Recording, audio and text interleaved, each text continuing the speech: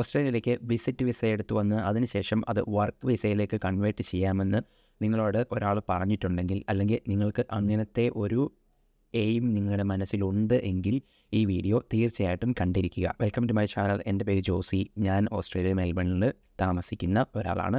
ഞാൻ ദുബായിൽ നിന്നാണ് ഇങ്ങോട്ട് മൈഗ്രേറ്റ് ചെയ്തത്. ഈയിടയ്ക്ക് എൻ്റെ ഇമെയിലിലേക്ക് വന്ന ഒരു മെയിലാണ് ഞാൻ നിങ്ങളിപ്പോൾ കാണിക്കുന്നത്. അവർ എന്നോട് പറഞ്ഞ എന്താണെന്ന് ചോദിച്ചു കഴിഞ്ഞാൽ, ചേട്ടാ ഈ ഓഫർ ലെറ്റർ സത്യമാണെന്ന് നോക്കിയിട്ട് പറയാമോ? ഇമെയിൽ ചെക്ക് ചെയ്ത് നോക്കിയപ്പോൾ എനിക്ക് മനസ്സിലായൊരു കാര്യം, അവർ ഓഫർ ലെറ്റർ എന്ന് പറഞ്ഞ് ഇവർക്ക് അയച്ചു കൊടുത്തിരിക്കുന്ന ഒരു സാധനമുണ്ട്. അത് കണ്ടുകഴിയുമ്പോൾ തന്നെ അത് ഫേക്ക് ആണെന്നുള്ളത് മനസ്സിലാവും. അത് പക്ഷേ അറിയാവുന്ന ഒരാൾക്ക്, എനിക്കത് കുറേ എണ്ണം ഇപ്പോൾ കണ്ടതുകൊണ്ട്, എനിക്ക് എൻ്റെ സബ്സ്ക്രൈബേഴ്സ് കുറേ പേര് അയച്ചു തന്നിട്ടുണ്ട്. അങ്ങനെ കുറേ എണ്ണം കണ്ടതുകൊണ്ട് മാത്രമാണ് എനിക്കത് കണ്ടപ്പോൾ മനസ്സിലായത്. അല്ലാത്ത ഒരാൾക്കും അത് കണ്ടാൽ ഈസി ആയിട്ട് മനസ്സിലാവില്ല. അപ്പോൾ നമ്മൾ വിചാരിക്കും നമുക്കിപ്പോൾ വിസ കിട്ടും, നാളെ കിട്ടും എന്നുള്ളത്. ഇദ്ദേഹം എന്നോട് ഈ എന്താ സംഭവിച്ചതെന്ന് വ്യക്തമായിട്ട് പറയുകയുണ്ടായി വാട്സാപ്പിൽ. പക്ഷേ ആ ഓഡിയോ മെസ്സേജ് എൻ്റെ നിന്ന് ഡിലീറ്റ് ആയിപ്പോയി. അതുകൊണ്ട് തന്നെ ഞാൻ ആ കിട്ടിയ ആ ഓഡിയോ മെസ്സേജിൽ എനിക്ക് മനസ്സിലായ കാര്യങ്ങളാണ് പറയുന്നത്. അപ്പോൾ നിങ്ങൾക്ക് ഇതുപോലെ സംഭവിച്ചിട്ടുണ്ടെങ്കിൽ തീർച്ചയായിട്ടും നിങ്ങൾക്ക് എൻ്റെ ചാനലിലൂടെ ഷെയർ ചെയ്യാനുള്ള അവസരമുണ്ട്. ഞാനിതൊരു സീരിയസ് ആയിട്ട് തന്നെ നിങ്ങൾ എൻ്റെ അടുത്തേക്ക് ഇമെയിലായിട്ടോ അല്ലെങ്കിൽ എൻ്റെ കമൻറ്റായിട്ട് ഇടുകയാണെങ്കിൽ ഞാൻ എൻ്റെ കോൺടാക്ട് ഡീറ്റെയിൽസ് തരുന്നതായിരിക്കും. അതിലേക്ക് നിങ്ങൾക്ക് നിങ്ങളുടെ ഓഫർ ലെറ്ററുകളൊക്കെ അയച്ച് ചെക്ക് ചെയ്യാവുന്നതാണ് തീർച്ചയായിട്ടും. അപ്പോൾ ഈ കാര്യത്തിൽ എന്താ സംഭവിച്ചതെന്ന് വെച്ച് കഴിഞ്ഞാൽ, ഇവർ ഫാമിലിയായിട്ട് ഓസ്ട്രേലിയയിലേക്ക് മൈഗ്രേറ്റ് ചെയ്യാൻ തീരുമാനിച്ചതിന് ശേഷം അവർ ഫേസ്ബുക്കിലോ ഇൻസ്റ്റാഗ്രാമിലോ ഒരു ആഡ് കണ്ടു. ഓസ്ട്രേലിയയിലേക്ക് വിസിറ്റ് വിസയിലേക്ക് പോയി ജോബ് വിസയിലേക്ക് കൺവേർട്ട് ചെയ്യുന്ന ഒരു ഏജൻസി. ആ ഏജൻസിക്കാരെ അവർ കോൺടാക്റ്റ് ചെയ്തു, ഈ ഫേസ്ബുക്കിൽ കൂടെ തന്നെ. അതിനുശേഷം അത് എനിക്ക് തോന്നുന്നു ഒരു പഞ്ചാബിയോ അങ്ങനെ എന്തോ ആയിരുന്നു ഇതിൻ്റെ ഓണർ എന്ന് പറയുന്നത്. കേരളത്തിലുള്ള ഏജൻസി പോലുമല്ല. അവരോട് ഇവർ പറഞ്ഞെന്താണെന്ന് ചോദിച്ചു കഴിഞ്ഞാൽ, ഓസ്ട്രേലിയയിലുള്ള ഒരു കമ്പനി ഇവർക്ക് സ്പോൺസർഷിപ്പ് കൊടുക്കാൻ തയ്യാറാണ്. ആ കമ്പനിയുടെ പേര് നമ്മളെല്ലാവരും അറിയുന്നൊരു കമ്പനിയാണ് മാരിയറ്റ് ഹോട്ടൽസ്. അത് ബ്രിസ്ബെയിൻ മാരിയറ്റ് ഹോട്ടൽസിൽ നിന്നാണ് അവർക്ക് സ്പെസിഫിക് ആയിട്ട് ജോലി ഓഫർ കൊടുക്കാം എന്നവർ പറഞ്ഞത്. ക്ലീനറായിട്ടോ അങ്ങനെ എന്തോ ആണ് അവർ ഓഫർ ചെയ്തിരുന്നത്. ഓക്കെ, അതിനുശേഷം അവർ പറഞ്ഞു ആകെ നിങ്ങൾക്ക് ചിലവ് വരുന്നത് 10,000 രൂപയാണ് ആദ്യത്തെ സ്റ്റേജിൽ. നിങ്ങൾക്ക് 10,000 രൂപയുള്ളൂ. അതിനുശേഷം നിങ്ങൾക്ക് ശമ്പളം കിട്ടുമ്പോൾ അവർ പിടിച്ചോളും ബാക്കിയുള്ളത് എന്നുള്ള രീതിയിൽ അവർ പറഞ്ഞു. അപ്പോൾ ഇദ്ദേഹം ഇത് വിശ്വസിച്ചുകൊണ്ട് അവർക്ക് 10,000 രൂപയല്ലേ ഉള്ളൂ, പോയാൽ പോകട്ടെ, ലക്ഷങ്ങളൊന്നും അല്ലല്ലോ എന്ന് വിചാരിച്ച് 10,000 രൂപ കൊടുക്കുന്നു. അതിനുശേഷം സംഭവിക്കുന്ന പ്രോസസ്സുകൾ വളരെ കൃത്യമായിട്ട് ശ്രദ്ധിച്ചിരിക്കുക. എന്താണെന്ന് വെച്ച് കഴിഞ്ഞാൽ നമുക്ക് അൺബിലീവബിളാണ്. കാരണം ഒരു സാധാരണക്കാരൻ ചിന്തിക്കുന്ന സമയത്ത് നമ്മളെ വിശ്വസിപ്പിക്കാൻ വേണ്ടി അവർ ചെയ്യുന്ന രീതികളൊക്കെ നിങ്ങളൊന്ന് കേട്ടിരിക്കുന്നത് വളരെ നല്ലതാണ്. എന്താണെന്ന് വെച്ച് കഴിഞ്ഞാൽ, ഇവരോട് പറയുകയാണ്, ഓക്കെ നിങ്ങൾക്ക് ഒരു ഇൻ്റർവ്യൂ കോൾ വരും. ഞാൻ എൻ്റെ ചാനലിൽ പറഞ്ഞിരിക്കുന്നത് തന്നെ, ഇൻ്റർവ്യൂ കോൾ വരും. ഇൻ്റർവ്യൂ നിങ്ങൾക്ക് ഇംഗ്ലീഷിൽ ഇൻ്റർവ്യൂ ഉണ്ടാവും. ആ ഇൻ്റർവ്യൂവിന് ശേഷം നിങ്ങൾക്ക് ഓഫർ ലെറ്റർ തരും. ആ ഓഫർ ലെറ്ററിന് ശേഷം നിങ്ങൾക്ക് വിസ അപ്ലൈ ചെയ്യാം, അവരെ ഹെൽപ്പ് ചെയ്യും. അങ്ങനെയൊക്കെയാണ് പറഞ്ഞിരിക്കുന്നത്. അതേ പ്രോസസ്സിലൂടെ അവർ ഫോളോ ചെയ്യുന്നത്. അതായത് ഒഫീഷ്യലായിട്ടുള്ള നിങ്ങൾ എന്തൊക്കെ കാര്യങ്ങൾ ചെക്ക് ചെയ്യുന്നോ അതിനെല്ലാം ട്രാപ്പ് ചെയ്യാനുള്ള രീതിയിൽ അവർ സെറ്റ് ചെയ്ത് വെച്ചിട്ടുണ്ടാവും. ഈ കാര്യത്തിൽ ഈ കഥയിൽ എന്താ സംഭവിച്ചതെന്ന് വെച്ച് കഴിഞ്ഞാൽ, ഈ പുള്ളിക്കാരൻ ഇവർക്ക് 10,000 രൂപ കൊടുത്തതിന് ശേഷം വെയിറ്റ് ചെയ്തു. അപ്പോൾ ഇന്ന ദിവസം എനിക്ക് തോന്നുന്നു മാർച്ച് 1-ാം തീയതിയാണ് ഇവർ കാശ് കൊടുത്തിട്ട് മാർച്ച് 28-ാം തീയതി നിങ്ങൾക്ക് ഇൻ്റർവ്യൂ കോൾ വരും. ഓക്കെ, അവർ 20 ദിവസത്തിന് ശേഷമാണ് ഈ ഇൻ്റർവ്യൂ കോൾ വെച്ചതുപോലെ. അപ്പോൾ നമുക്ക് സംശയം തോന്നാതിരിക്കാൻ വേണ്ടി 20 ദിവസത്തിന് ശേഷം ഇവർക്ക് കോൾ വന്നു. ആ കോൾ വന്ന നമ്പർ ഇവർ സേവ് ചെയ്തിട്ടുണ്ടായിരുന്നു. കോൾ വന്ന നമ്പറിൽ നിന്ന് അവർക്ക് കുറേ ചോദ്യങ്ങളൊക്കെ ചോദിച്ചു. നിങ്ങൾക്ക് ക്ലീൻ ചെയ്യാൻ അറിയാമോ, നിങ്ങൾക്ക് മാരിയറ്റ് ഹോട്ടലിനെ കുറിച്ച് എന്തറിയാം, നിങ്ങൾക്ക് ബ്രിസ്ബെയിനെ കുറിച്ച് അറിയാമോ, അങ്ങനെ കുറേ ഓസ്ട്രേലിയ റിലേറ്റഡ് ആയിട്ടുള്ള ക്വസ്റ്റ്യൻസും ജോലി റിലേറ്റഡ് ആയിട്ടുള്ള ക്വസ്റ്റ്യൻസും ഒക്കെ ചോദിച്ചു. അപ്പം നമ്മൾ സ്വാഭാവികമായിട്ടും വിശ്വസിക്കുന്നത് ഓക്കെ ഇവർ ഇൻ്റർവ്യൂ ചെയ്തു, ജോലി കിട്ടുമോ കിട്ടിയില്ലെന്ന് അറിയത്തില്ല. അതിനുശേഷം ഒരു ദിവസത്തിന് ശേഷം ഇവർക്ക് ഓഫർ ലെറ്റർ അയച്ചു കൊടുത്തു. ആ ഓഫർ ലെറ്റർ എനിക്ക് അയച്ചു തന്നു ഈ പുള്ളിക്കാരൻ. അതുകൊണ്ട് എനിക്ക് മനസ്സിലായി അത് ഓഫർ ലെറ്റർ അല്ലാതെ ഫേക്ക് ആണെന്ന് കൃത്യമായിട്ട് മനസ്സിലായി. കാരണം ഫോണ്ടിൻ്റെ പലതരത്തിലുള്ള ഫോണ്ടുകൾ, അങ്ങനെ പലതരത്തിലുള്ള വ്യത്യസ്തമായ കാര്യങ്ങൾ കണ്ടുകഴിയുമ്പോൾ തന്നെ മനസ്സിലാവും. പക്ഷേ അത് അറിയാവുന്ന ഒരാൾക്കാണ് മനസ്സിലാവുന്നത് ഈസി ആയിട്ട്.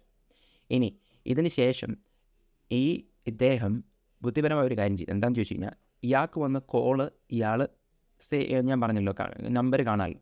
അപ്പോൾ അയാൾ എന്ത് ചെയ്തു, മാരിയറ്റ് ഹോട്ടൽ ബ്രിസ്ബെയിൻ എന്ന് ഗൂഗിളിൽ അടിച്ചു നോക്കി. അപ്പോൾ നമുക്ക് സ്ക്രീനിൽ കാണാം ഇതിൻ്റെ നമ്പർ ഇതായിരുന്നു. അപ്പോൾ അദ്ദേഹത്തിന് വന്ന കോളും ഇതേ നമ്പറിൽ തന്നെയായിരുന്നു. ഇദ്ദേഹത്തിൻ്റെ സ്ക്രീൻഷോട്ട് കാണിക്കേണ്ടായി. ഞാൻ സത്യമാണെന്ന് തിരിച്ചറിഞ്ഞ കാര്യങ്ങൾ മാത്രമേ എൻ്റെ ചാനലിൽ ഇടാറുള്ളൂ. അതിനുശേഷം നോക്കിയപ്പോൾ എനിക്ക് മനസ്സിലായി അത് കറക്റ്റാണ്. അതായത് +61 കൂട്ടി, അത് ഓസ്ട്രേലിയയുടെ കോഡാണ്, അത് കൂട്ടി ബ്രിസ്ബെയിൻ മാരിയറ്റ് ഹോട്ടലിൻ്റെ നമ്പർ കൊടുത്തിരിക്കുന്നത് എന്താണോ ആ നമ്പറിൽ നിന്ന് തന്നെയാണ് ഇദ്ദേഹത്തിന് കോൾ വന്നത്. ഓക്കെ, ഇൻ്റർവ്യൂ കോൾ വന്നതും അതേ നമ്പറിൽ നിന്ന് തന്നെ. അതിനുശേഷം ഇതിലൊക്കെ വിശ്വസിക്കാൻ പറ്റാത്ത മറ്റൊരു കാര്യം എന്താണെന്ന് ചോദിച്ചു കഴിഞ്ഞാൽ, ഓക്കെ, ഇദ്ദേഹത്തിന് കോൾ വന്നു, ഓഫർ ലെറ്റർ വന്നു, എനിക്ക് അയച്ചു വന്നു. ഞാൻ പറഞ്ഞത് കണ്ടപ്പോഴേ ഞാൻ പറഞ്ഞു മിക്കവാറും ഇത് ഫേക്ക് ആവാനുള്ള സാധ്യതയുണ്ട്. കാരണം 100% ആർക്കും പറയാൻ പറ്റില്ല. പക്ഷേ അത് കണ്ടു കഴിയുമ്പോൾ തന്നെ ഏകദേശം ഞാൻ പറഞ്ഞു, നിങ്ങൾ ഇനി കാശ് കൊടുക്കരുത്, ഒരു കണക്ഷനും കാശ് കൊടുത്തിരുന്നു. ഇദ്ദേഹം എന്നെ വിശ്വസിച്ചില്ല എന്ന് എനിക്ക് തോന്നുന്നു. പിന്നീട് ഇവർ വീണ്ടും ഇദ്ദേഹത്തിനെ വിളിച്ചു. എന്നിട്ട് പറഞ്ഞു, നിങ്ങളുടെ ഓഫർ ലെറ്റർ ഞാൻ അയച്ചു വന്നിട്ടുണ്ട്. ഇനി ഓസ്ട്രേലിയൻ എംബസി ഇന്ത്യക്കാർക്ക് നിങ്ങളെ വിളിക്കും വീണ്ടും വിസയ്ക്ക് വേണ്ടി. അപ്പോൾ അതിനുവേണ്ടി ഇവരെന്ത് ചെയ്തു, ഇദ്ദേഹത്തിന് അറിയാമല്ലോ ഓസ്ട്രേലിയൻ എംബസി ഇന്ത്യൻ നമ്പർ എന്താണെന്ന് ഗൂഗിളിൽ പോയി സെർച്ച് ചെയ്ത് വീണ്ടും കണ്ടുപിടിച്ചു. അപ്പോൾ അതിന് കോൾ വരുമ്പോൾ നോക്കണമല്ലോ. അദ്ദേഹത്തിന് കോൾ വന്നു. ഒരു 3-4 ദിവസം കഴിഞ്ഞപ്പം അദ്ദേഹത്തിന് കോൾ വന്നു. ഇന്ത്യയിലുള്ള ഓസ്ട്രേലിയൻ എംബസിയുടെ നമ്പറിൽ നിന്ന് തന്നെ. അത് അൺബിലീവബിൾ ആയതുകൊണ്ട് ഞാൻ ചോദിച്ചു, നിങ്ങൾ സ്ക്രീൻഷോട്ട് കാണിക്കാമോ എന്ന് ചോദിച്ചു. ആ സ്ക്രീൻഷോട്ട് എന്നെ അദ്ദേഹം കാണിച്ചു, അദ്ദേഹത്തിൻ്റെ കോളിൻ്റെ സ്ക്രീൻഷോട്ട്. അതിനുശേഷം ഞാൻ പോയി നോക്കിയപ്പോൾ ഓസ്ട്രേലിയൻ എംബസി ഇന്ത്യയിലുള്ള അതേ നമ്പറിൽ തന്നെയാണ് ഇവർക്ക് കോൾ വന്നിരിക്കുന്നത്. കോൾ വന്നത് ഇവരോട് പറഞ്ഞത്, വിസ നിങ്ങൾക്ക് 10 ദിവസത്തിനുള്ളിൽ റെഡിയാവും, നിങ്ങൾ ചെയ്യേണ്ടത് ഇത്ര മാത്രമാണ്, ഒരു 30,000 രൂപ ഇന്ത്യൻ രൂപ അയച്ചു കൊടുക്കുക ഒരു അക്കൗണ്ടിലേക്ക് എന്നുള്ളതാണ്. അപ്പോൾ അതിനുശേഷം ഇവരെ ഈ ഏജൻറ്റ് വീണ്ടും വിളിക്കുന്നു. എന്നിട്ട് പറയുന്നു, നിങ്ങൾക്ക് ഓസ്ട്രേലിയൻ എംബസിയിൽ നിന്ന് കോൾ വന്നില്ലേ, നിങ്ങൾ അവരെന്തെങ്കിലും പറഞ്ഞോ, കാശടയ്ക്കാനോ എല്ലാം പറഞ്ഞോ എന്ന് ഇവരോട് തന്നെ ചോദിക്കുന്നു. അപ്പോൾ അവർ പറഞ്ഞു 30,000 രൂപ അടച്ചു കഴിഞ്ഞാൽ വിസയുടെ ഫീസാവും എന്നുള്ള രീതിയിൽ. അപ്പോൾ ഇവർ പറയും, അത് കറക്റ്റാണ്, വിസയുടെ ഫീസാണ്, നിങ്ങളത് ഞങ്ങൾക്ക് അയച്ചാൽ ഞങ്ങൾ എംബസിക്കാർക്ക് അയച്ചു കൊടുത്തോളാം എന്ന് പറയും.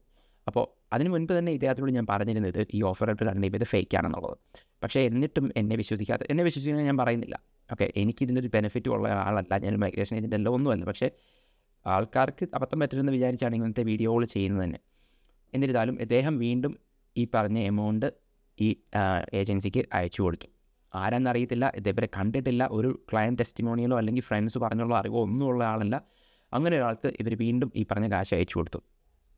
പിന്നെയും ഇവർ 20 ദിവസം വെയിറ്റ് ചെയ്തു.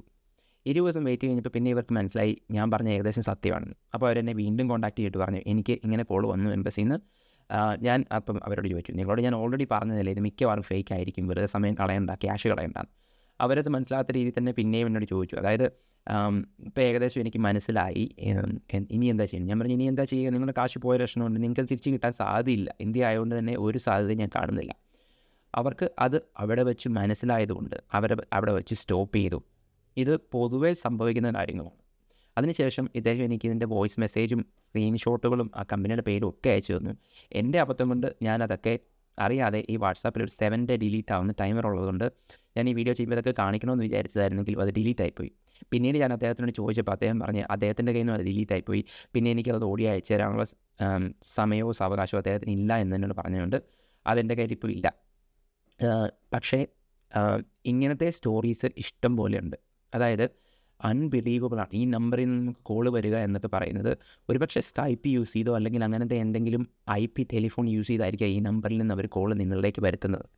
അങ്ങനെയാണെങ്കിൽ പോലും നിങ്ങൾ ആ ഓഫർ ലെറ്റർ കണ്ടു കഴിയുമ്പോൾ മനസ്സിലാവണം എങ്ങനെയാണ് അതിൻ്റെ ഒറിജിനാലിറ്റി എന്നൊക്കെയുള്ളത്.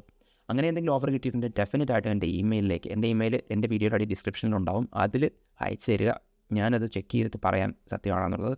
അല്ലെങ്കിൽ ഇങ്ങനെ മറ്റെന്തെങ്കിലും എക്സ്പീരിയൻസ് ഉണ്ടെങ്കിൽ എൻ്റെ ചാനലിലൂടെ ഷെയർ ചെയ്യുക മറ്റുള്ളവരിലേക്ക്. കാരണം നിങ്ങളുടെ പേരോ ആ കമ്പനിയുടെ പേരോ ഒന്നും പറയണമെന്ന് ഞാൻ പറയുന്നില്ല. പക്ഷേ ആ എക്സ്പീരിയൻസ് മറ്റുള്ളവരിലേക്ക് ഒന്ന് ഷെയർ ചെയ്യണമെങ്കിൽ എൻ്റെ ചാനലിൽ ഡെഫിനറ്റായിട്ട് ഷെയർ ചെയ്യാൻ ഞാൻ തയ്യാറാണ്. പക്ഷേ വിശ്വാസ്യത ഉണ്ടായിരിക്കണം, എന്നെ അതിൻ്റെ പ്രൂഫ് കാണിക്കണം. അങ്ങനെ വിശ്വാസ്യത ഉണ്ടെങ്കിൽ മാത്രമേ അത് ഞാനിവിടെ ഷെയർ ചെയ്യുള്ളൂ. നിങ്ങൾക്ക് ധൈര്യമായിട്ട് നിങ്ങളുടെ പേര് പറയാം, അല്ലെങ്കിൽ ഏജൻസിയുടെ പേര് പറയാം, ഒരു കുഴപ്പമില്ല. പക്ഷേ എനിക്ക് വിശ്വാസ്യത വന്നതിന് ശേഷം മാത്രമേ എൻ്റെ ചാനലിൽ ഞാനത് കാണിക്കാൻ ഉദ്ദേശിക്കുന്നുള്ളൂ. അപ്പോൾ ഇതൊരു സ്റ്റോറിയാണ് ഞാനിപ്പോൾ പറഞ്ഞത്, ഒരാൾക്ക് സംഭവിച്ച കാര്യം. ഇതുപോലെ മറ്റു പലർക്കും സംഭവിച്ചിട്ടുണ്ടാകും മറ്റു പല രീതികളിൽ. എനിക്ക് കേട്ടിറങ്ങിയിട്ടുള്ള മറ്റു പല കഥകൾ കൊണ്ട് താനും. അങ്ങനെ നിങ്ങൾക്ക് നിങ്ങളുടെ എക്സ്പീരിയൻസ് ഷെയർ ചെയ്യണമെങ്കിൽ ഷെയർ ചെയ്യാൻ തീർച്ചയായിട്ടും ഈ ചാനൽ നിങ്ങൾ യൂസ് ചെയ്യുക. അപ്പോൾ ഈ വീഡിയോ ഇഷ്ടപ്പെട്ടെന്ന് ഞാൻ വിശ്വസിക്കുന്നു. ഇങ്ങനെ ആരെങ്കിലും ഓസ്ട്രേലിയക്ക് പോകാൻ വേണ്ടി നിങ്ങൾ കേട്ടിട്ടുണ്ടെങ്കിൽ, അല്ലെങ്കിൽ നിങ്ങളുടെ ഫാമിലിയോ റിലേറ്റീവ്സോ ആരെങ്കിലും ഇങ്ങനെ നിൽക്കുന്നവരുണ്ടെങ്കിൽ ഒന്ന് ഷെയർ ചെയ്തേക്കുക. അതിനുശേഷം അവരെ ആ നഷ്ടത്തിൽ നിന്ന് രക്ഷിക്കാൻ നിങ്ങൾക്ക് സാധിക്കുമെന്ന് ഞാൻ വിശ്വസിക്കുന്നു. അപ്പോൾ വീഡിയോ ഇഷ്ടപ്പെട്ടെങ്കിൽ ഡെഫിനറ്റായിട്ടും ഒന്ന് ലൈക്ക് ചെയ്യണം. അപ്പോൾ അടുത്ത വീഡിയോയിൽ കാണുന്നതിന് വരെ thanks for watching. See you guys.